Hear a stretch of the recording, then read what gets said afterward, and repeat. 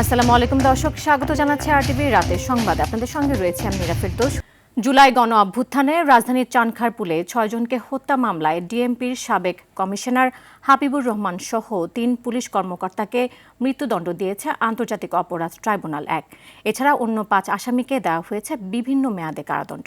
তবে গুলিবর্ষণ ও হত্যাকাণ্ডের স্পষ্ট প্রমাণ থাকার পরও কয়েকজনের সাজা কম হয়েছে অভিযোগ করে ক্ষোভ জানিয়েছে শহীদ পরিবারগুলো। জিএম মাহমুদের রিপোর্টে থাকছে এরই বিস্তারিত। এভাবেই জুলাই আন্দোলনের ৫ আগস্ট রাজধানীর চানখারপুলে নিরস্ত্র ছাত্র জনতার উপর গুলি চালায় আইনশৃঙ্খলা বাহিনী। এতে নিহত হন শিক্ষার্থী শাহরিয়ার খান আনাত সহ ৬ জন। এই ঘটনায় মানবতা বিরোধী অপরাধে মামলা হয় আন্তর্জাতিক অপরাধ ট্রাইব্যুনালে। প্রায় ৬ মাসের বিচার প্রক্রিয়া শেষে রায় ঘোষণা করে ট্রাইব্যুনাল ১। এতে হত্যাকাণ্ডের নির্দেশদাতা হিসেবে ডিএমপির সাবেক কমিশনার হাবিবুর রহমান, যুগ্ম কমিশনার সুদীপ চক্রবর্তী, উপকমিশনার শাহ আলম আক্তারুলকে মৃত্যুদণ্ড এবং সহকারী কমিশনার ইমরুল সহ বাকি ৫ জনকে বিভিন্ন মেয়াদে সাজা দেওয়া হয়। পাশাপাশি মৃত্যুদণ্ডপ্রাপ্তদের সম্পদ বাজেয়াপ্তেরও আদেশ দেওয়া হয়। কেউ চাকরি প্রমোশনের লোভে ঊর্ধ্বতন কর্মকর্তার অন্যায় আদেশ পালন করে যদি কোনো অপরাধ করেন তিনি ছাড় পাবেন না, তাকে অবশ্যই বিচারের মুখোমুখি দাঁড়াতে হবে। আদালতের রায়টা হচ্ছে সেই মেসেজ। রায় নিয়ে ক্ষোভ জানান ট্রাইব্যুনালে উপস্থিত শহীদ পরিবারের সদস্যরা। যারা নাই তাদেরকে মৃত্যুদণ্ড, যারা আছে তাদেরকে ৩ বছরের সাজা। এটা কি কোনো সাজা হলো? আমরা তীব্র নিন্দা জানাই। মনে হয় যেন আমার সন্তান একটি নতুন সূর্য, একটি নতুন বাংলাদেশ আনার পর একটা অপরাধ করে ফেলেছে। কয়েকজনের ক্ষেত্রে সাজা কম হয়েছে বলে মনে করেন চিফ প্রসিকিউটরও। যারা সরাসরি এখানে গুলিবর্ষণ করেছে তাদের অপরাধ প্রমাণিত হওয়ার পরে সাজা অল্প হওয়াটা এটা ন্যায় বিচারের সাথে সঙ্গতিপূর্ণ নয় বলে আমরা মনে করছি। এদিকে অভিযুক্তরা সাজার আওতায় পড়েন না দাবি করে আপিল করার কথা জানান আসামি পক্ষের আইনজীবীরাও। তারা তাদের ঊর্ধ্বতন সুপিরিয়র কর্তৃপক্ষের আদেশ অনুযায়ী ঘটনাস্থলে তারা আইন শৃঙ্খলা রক্ষার জন্য তারা সিআরপিসি বা পেনাল কোড অনুযায়ী দায়িত্ব পালন করেছে। আমরা বিক্ষুব্ধ, আমরা আপিল করব। জুলাই হত্যাযজ্ঞের প্রথম মামলা হিসেবে এটি দায়ের হলেও রায়ের হিসেবে দ্বিতীয়। রায়ে ক্ষোভ জানিয়েছে শহীদ পরিবার।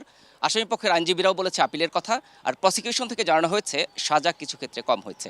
সব মিলিয়ে বলা যায় এই মামলার পরবর্তী গন্তব্য হয়তো সর্বোচ্চ আদালত। আন্তর্জাতিক অপরাধ ট্রাইব্যুনাল থেকে GM Mahmud, RTV, Dhaka. BNP chairman Tarique Rahman বলেছেন, আগামী ১২ ফেব্রুয়ারি শুধু ভোট দিলেই হবে না, কড়ায় গণ্ডায় হিসাব বুঝে নিতে হবে। নোয়াখালীর হাতিয়ায় নির্বাচনী সমাবেশে ভার্চুয়ালি যোগ দিয়ে একথা বলেন তিনি। নির্বাচন বাধাগ্রস্ত করতে একটি গোষ্ঠী ষড়যন্ত্র করছে উল্লেখ করে সবাইকে সতর্ক থাকার আহ্বানও জানান তারেক রহমান। হাতিয়া প্রতিনিধি ইসমাইল হোসেন কিরণের সহায়তায় আরও জানাচ্ছেন শামীম চৌধুরী। হাতিয়ার দ্বীপ সরকারি কলেজ মাঠে অপেক্ষায় এলাকার বিএনপি নেতাকর্মীরা, সঙ্গে অপেক্ষায় দ্বীপের সাধারণ মানুষও। বিএনপি চেয়ারম্যান তারেক রহমানের ভার্চুয়ালি যুক্ত হওয়ার আগেই লোকে লোকারণ্য দ্বীপ সরকারি কলেজ মাঠ। বিকেলে নির্বাচনী সমাবেশে ভার্চুয়ালি যুক্ত হন বিএনপি চেয়ারম্যান। হাত নাড়িয়ে অভিবাদন জানান অপেক্ষায় থাকা উচ্ছ্বাসিত হাতিয়াবাসীদের। পরে বক্তব্যের শুরুতেই হাতিয়ার নির্বাচনী সমাবেশে সশরীরে যোগ না দিতে পারায় আক্ষেপ প্রকাশ করেন তারেক রহমান। আপনাদের এখানে আমি সশরীরে আসতে পারলাম না, আমার আসার অত্যন্ত ইচ্ছা ছিল। বক্তব্যে হাতিয়াবাসীদের কাছে দলের পরিকল্পনা তুলে ধরার পাশাপাশি একটি গোষ্ঠী নির্বাচন বাধাগ্রস্ত করতে ষড়যন্ত্র করছে এমন আভাস দেন তিনি। কিছু কিছু ষড়যন্ত্র করছে যেন নির্বাচন বাধাগ্রস্ত হয়। এই ব্যাপারে আপনাদের সকলকে সচেতন থাকতে হবে।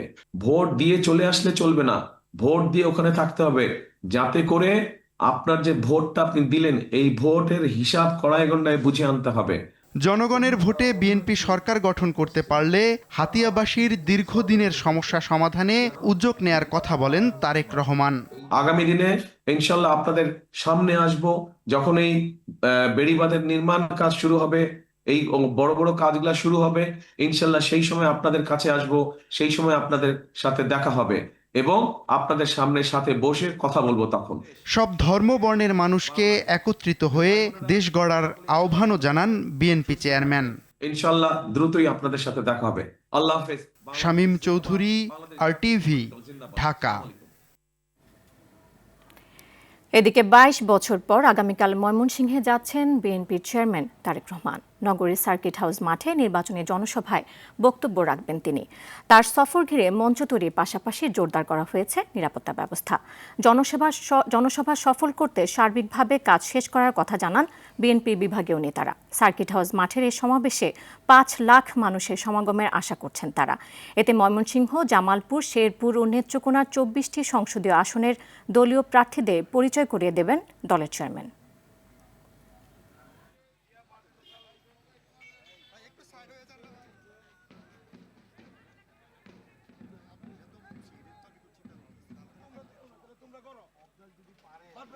তারেক রহমান সাহেব আজকে বাংলাদেশে উনি সশরীরে এই ময়মনসিংহে আমাদের মাঝে আসবেন, এটা আমাদের জন্য অত্যন্ত আনন্দের এবং গর্বের। আমাদের সকল কর্মী এবং সমর্থক এবং ভোটার উচ্ছ্বাসিত হয়ে আগামী 27 তারিখে ময়মনসিংহের সমাবেশকে সফল করবে। যে কোনো কর্মসূচিকে বাস্তবায়ন করার জন্য আমাদের সর্বোচ্চ ত্যাগ দিয়ে, সর্বোচ্চ শ্রম দিয়ে আমরা সেই সফলতা বয়ে আনবো ইনশাল্লাহ।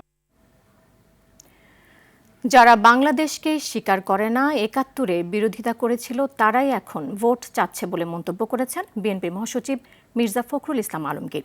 সদর উপজেলা ২৯ মাইল বিডি স্কুল মাঠে নির্বাচনী সভায় তিনি এসব কথা বলেন। এ সময় মির্জা ফখরুল আরও বলেন, বাংলাদেশের অস্তিত্বের সাথে মিশে থাকা ৭১-কে সর্বোচ্চ সম্মানের জায়গায় রাখতে চায় বিএনপি।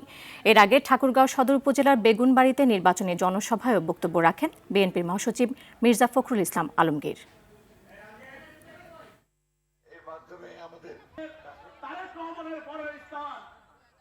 যদি দলটা আমার দেশে বিশ্বাস করে না, স্বাধীনতাতে বিশ্বাস করে না, তার কাছে আমি ভোটটা দিয়ে দেশটা কি সর্বনাশ করবো নাকি? করবো না, তাই না? এই কথাটা আমাদেরকে বুঝতে হবে। আমরা 1971 সালকে সব সময় মাথা উঁচু করে রাখতে চাই, কারণ ওইটাতেই আমাদের অস্তিত্ব। বিএনপি চাঁদাবাজি করে না, চাঁদাবাজি করে জামায়াত। জনগণ তাদেরকে লাল কার্ড দেখাবে। রাতে রাজধানীর পল্টনে এক নির্বাচনী মতবিনিময় সভা ও দোয়া মাহফিলে জামায়াত আমিরের বক্তব্যের প্রতিক্রিয়ায় এই মন্তব্য করেন বিএনপির স্থায়ী কমিটির সদস্য মির্জা আব্বাস। অপশক্তির বিরুদ্ধে সতর্ক থাকার পরামর্শ দিয়ে তিনি বলেন, গণতন্ত্র এবং সৌহার্দ্য পাশাপাশি চলা উচিত, অথচ তারা বিএনপির গায়ে রং মাখিয়ে অপপ্রচার চালাচ্ছে। এ সময় জামায়াত জোটের প্রার্থীর কথায় সংযত আনার আহ্বান জানিয়ে ঢাকা ৮ আসনের এই প্রার্থী বলেন, মির্জা আব্বাস কোনো অতিথি পাখি নয়, তিনি আগেও ছিলেন, ভবিষ্যতেও নাগরিকদের পাশে থাকবেন।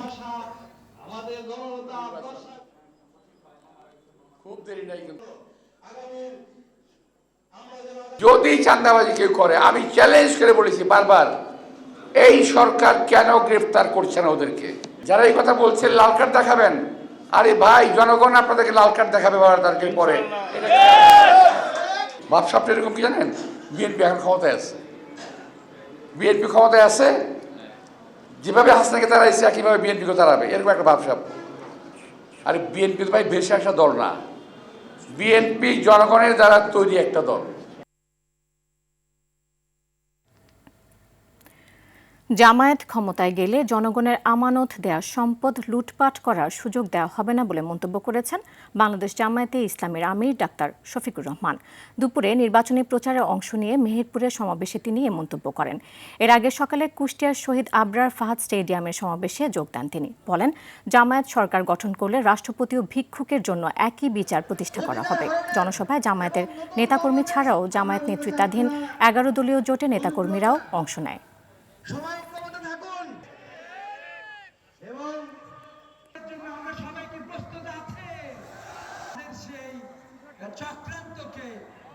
জনগণের উপর পর্যাপ্ত তাদেরকে আমাদের বুকে টেনে নিয়ে অন্য ভালো কাজে লাগিয়ে দেওয়া, এই 3টা কাজ আমরা সফলভাবে যদি আল্লাহ তাআলার সাহায্যে করতে পারি, আমরা বিশ্বাস করি 1 বছরের ভিতরে বাংলাদেশের মানুষ লক্ষণীয় পরিবর্তন দেখবে ইনশাআল্লাহ। একটি দল কৃষক কার্ড ও ফ্যামিলি কার্ডের নামে প্রতারণা করছে বলে মন্তব্য করেছেন এনসিপির আহ্বায়ক নাহিদ ইসলাম। রামগঞ্জ উপজেলার বালিকা উচ্চ বিদ্যালয় মাঠে লক্ষ্মীপুর 1 আসনের 11 দল মনোনীত এনসিপি প্রার্থী মাহবুব আলমের সমর্থনে জনসভায় তিনি এসব কথা বলেন। এ সময় তিনি আরও বলেন, বাংলাদেশের সংকট এখন ফ্যামিলি কার্ড না, এখন সময় অর্থনীতিকে চাঙ্গা করার। আর ঋণখেলাপিদের বিচারের আওতায় আনার কথাও বলেন এই নেতা।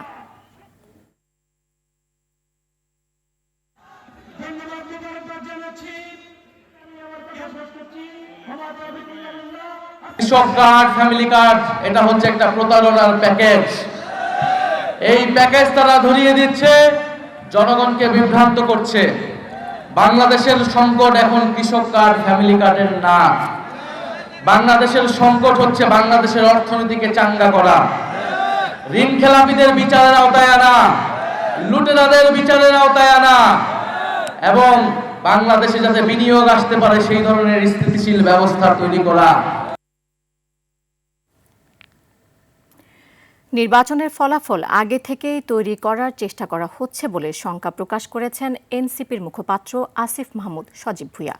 ষড়যন্ত্রের মাধ্যমে ক্ষমতায় গেলে সে ক্ষমতা দীর্ঘমেয়াদী হবে না বলে হুঁশিয়ারি দেন তিনি। গেল রাতে এনসিপির অস্থায়ী কেন্দ্রীয় কার্যালয় থেকে ত্রয়োদশ জাতীয় সংসদ নির্বাচন ও গণভোট উপলক্ষে প্রচারণা অংশ হিসেবে ২৪ জেলায় দলটির নির্বাচনী পদযাত্রার সূচনাকালে এসব মন্তব্য করেন তিনি।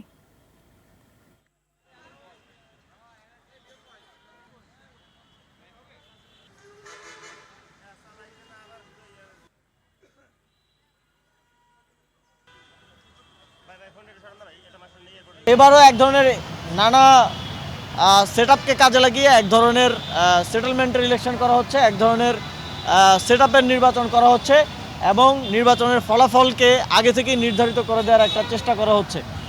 তো আমরা এই সকল প্রক্রিয়ার ক্ষেত্রে আমরা স্পষ্টভাবে হুঁশিয়ারি দিতে চাই যে এইভাবে যদি কেউ ক্ষমতায় আসতে চায় এবং ক্ষমতায় আসার ষড়যন্ত্র করে তাহলে তাদের সেই ক্ষমতা দীর্ঘমেয়াদী হবে না। গণভোটে হ্যাঁ ভোটকে জয়যুক্ত করার জন্য ক্যাম্পেইন করা এবং একই সাথে গণভোটের যেই পক্ষে সচেতনতা তৈরি করা। অংশগ্রহণমূলক শঙ্কামুক্ত সুষ্ঠু নির্বাচন আয়োজনে সশস্ত্র বাহিনীকে পেশাদারিত্ব ও নিরপেক্ষতা বজায় রাখার নির্দেশনা দিয়েছেন প্রধান উপদেষ্টা অধ্যাপক ডক্টর মোহাম্মদ ইউনূস। সকালে সেনা সদরে হেলমেট মিলনায়তনে সংসদ নির্বাচন ও গণভোট উপলক্ষে সশস্ত্র বাহিনীর ঊর্ধ্বতন কর্মকর্তাদের সঙ্গে মতবিনিময় সভায় এই নির্দেশনা দেন তিনি। পরে এ বিষয়ে ফরেন সার্ভিস একাডেমিতে সংবাদ সম্মেলন করেন প্রধান উপদেষ্টার প্রেস সচিব।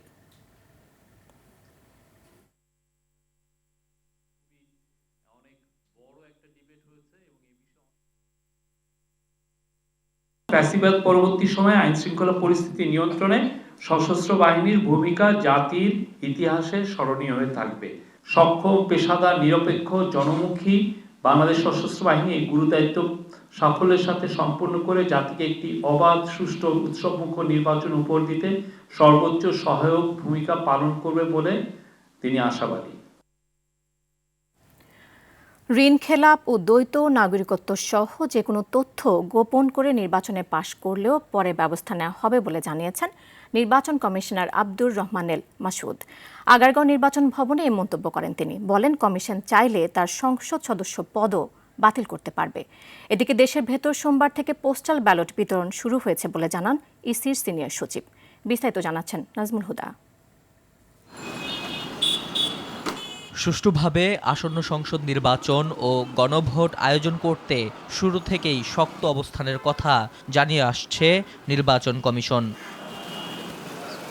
ভোটের স্বচ্ছতার প্রশ্নে কোনো আপোষ হবে না বলে আবারও গণমাধ্যমকে বলেন কমিশনার আব্দুর রহমানেল মাসুদ। যদি কোনো তথ্য ভুল দেন, পরবর্তীকালে পাশ করার পরেও যদি এইটা ধরা পড়ে, তাহলে নির্বাচন কমিশন তার নির্বাচন বাতিল করার যে কোনো আদেশ দিতে পারেন, বাতিল করার ক্ষমতা রাখেন এবং তার নির্বাচনটাকে অবৈধ ঘোষণা করার ক্ষমতা রাখেন। এর আগে দুপুরে সাংবাদিকদের প্রশ্নের জবাবে ইসির সিনিয়র সচিব বলেন, বিদেশে আচরণবিধি লঙ্ঘনের দায় ব্যক্তি পর্যায়ের। বিদেশে যদি আচরণবিধি লঙ্ঘন করেন তাহলে সেটা ব্যক্তি পর্যায়ের। দ্বিতীয় জিনিসটা হচ্ছে যে আপনি যেটা বলছেন যে ইসি নির্ভর কিনা, আপনাদেরকে সবিনয়ে জানাচ্ছি, ইসি মোটেই নির্ভর না।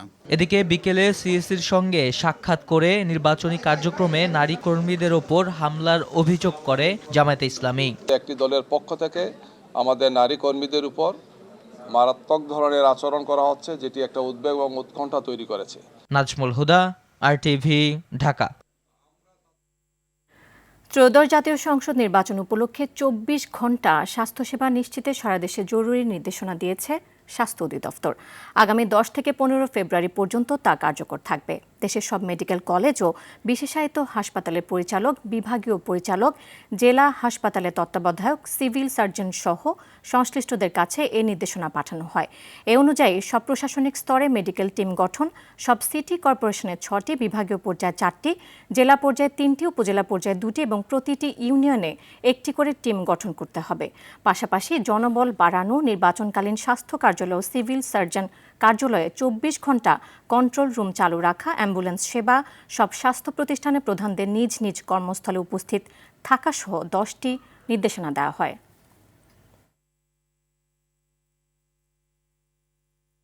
আনুষ্ঠানিকভাবে পথ চলা শুরু হলো ওটিটি প্ল্যাটফর্ম দোয়েল। সোমবার সন্ধ্যায় একটি 5 তারকা হোটেলে অভিষেক অনুষ্ঠিত হয়েছে। এ সময় প্ল্যাটফর্মটি তরুণ চলচ্চিত্র নির্মাতাদের কাজের সুযোগ করে দেবে বলে জানান প্রধান নির্বাহী ফাহমিদুল ইসলাম শান্তনু। বলেন, কেবল বিনোদন নয়, এর পাশাপাশি শিশুদের মানসিক বিকাশ নিয়েও কাজ করছে। এছাড়া অতিমাত্রায় বাণিজ্যের জাতাকলে বর্তমানের ওটিটিতে যাচ্ছে তাই কন্টেন্ট দেখানো হচ্ছে, যার কারণে ওটিটি নিয়ে মানুষের মধ্যে নেতিবাচক ধারণা তৈরি হচ্ছে। তথ্য প্রযুক্তির এই বিশ্বে মানসম্মত, যুগোপযোগী ও আন্তর্জাতিক মানে অনুষ্ঠান করার লক্ষ্যেই দোয়েল নামে ওটিটির জন্ম হয়েছে বলে জানান তিনি।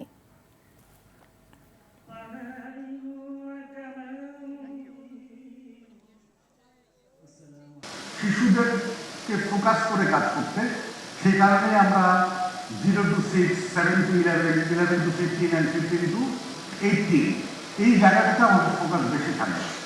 এছাড়াও আমাদের 18+25 এই জায়গাটাও, সেগমেন্টটাকেও আমরা ফোকাস করবো ভবিষ্যতে, যাতে করে এখানে বাচ্চাদের জন্য দেখার জন্য অনেক কিছু থাকে। আপনাদের কাছে দোয়া চাই, আপনাদের কাছে সহযোগিতা চাই।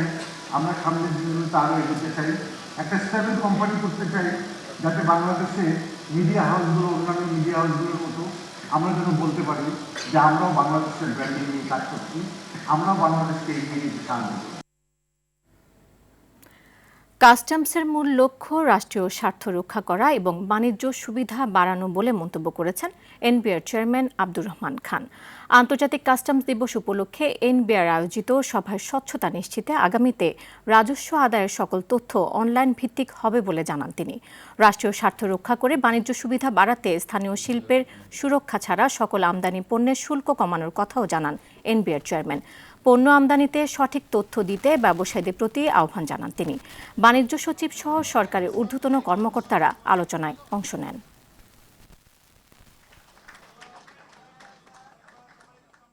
আমাদের সিদ্ধান্ত নেওয়ার ক্ষেত্রে, বিশেষ করে পলিসি ডিসিশন নেওয়ার ক্ষেত্রে, আমি ব্যক্তিগতভাবে মনে করি একটাই হবে আমার ডিসিশন মেকিং এর মূল ট্রিক্স, যে এটা আমার দেশের জন্য ব্রডলি ভালো কিনা। আমরা কোনো অবস্থাতেই কম্পার্টমেন্টাল এবং মায়োপিক এবং আমাদের ডিপার্টমেন্টাল চিন্তা করা আমাদের উচিত না, সেখান থেকে আমাদেরকে বেরোতে হবে।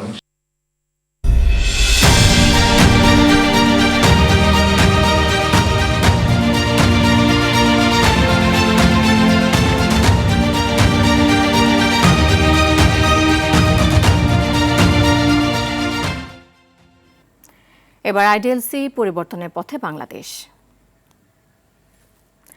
রাষ্ট্রীয় বিভিন্ন নীতিমালায় গুরুত্বপূর্ণ সংস্কার এনেছে অন্তর্বর্তীকালীন সরকার। প্রশাসনিক স্বচ্ছতা ও জবাবদিহিতা নিশ্চিত করতেই এসব পরিবর্তন আনা হয়েছে বলে জানিয়েছে বর্তমান সরকার।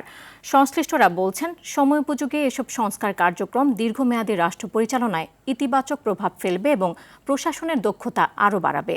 এর মধ্যে আইন, বিচার, পুলিশ ও আমলাতন্ত্রের মতো প্রতিষ্ঠানগুলোর পুনর্গঠন, শ্রম আইন ও ইপিজেড আইনে সংশোধন এবং প্রবাসী শ্রমিকদের অধিকার রক্ষায় অভিবাসন নীতিতে পরিবর্তন অন্যতম।